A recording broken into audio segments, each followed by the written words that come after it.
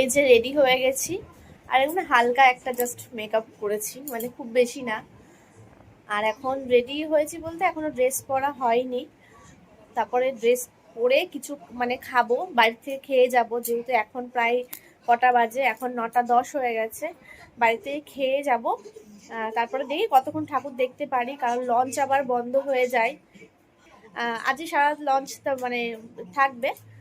তো দেখি কটায় আসি বলতে পারছি না, আগে তো যাই তারপরে। আর এই ফার্স্ট যাব, তোমাদের সাথে পুরোটা শেয়ার করব, পুরো ভিডিওটা দেখো।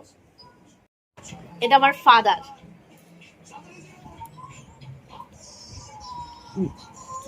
প্রচুর এক্সাইটেড ছিলাম যে ভাসান দেখতে যাব, ঠিক আছে।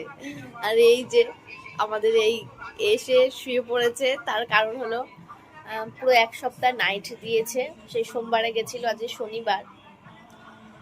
ওই কারণে ওর আর ভালো লাগছে না শরীরে। আমি বলছি যে দেখো তুমি কি করবা, তো এদিকে বলছি তুমি সেজে গুজে রেডি হয়ে আছো, এটা খারাপও লাগছে। আর আমার আর খারাপ লাগা, তা তুমি কি বলছো? ও হাসছে, হাসলে হবে বলো?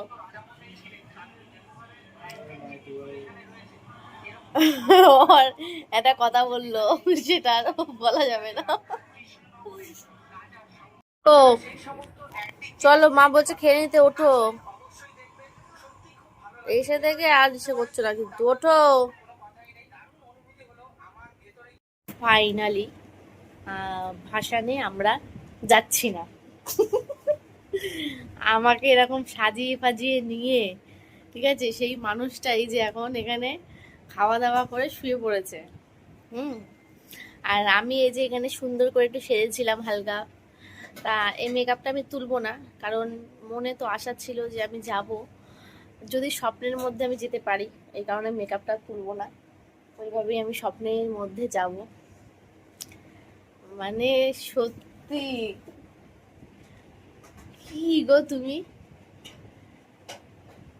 কত আশায় ছিলাম আমি যে যাব, ওখানে ভিডিও করব কিছু, তারপর দেখবো। আমি যেহেতু ভাসানটা দেখিনি, মানে আমাদের সব ইচ্ছা অনিচ্ছা, আমাদের এই স্বপ্নগুলো, এই এদের হাতেই সব থাকে। মানে এরা পূরণ করলেই আমাদের পূরণ হয়, এরা না পূরণ করলে আমাদের পূরণ হয় না।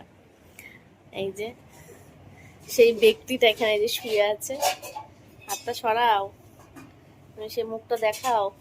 লাইটটা এমন জায়গায় আমাদের, যাই হোক আমরা এখন শুয়ে পড়বো।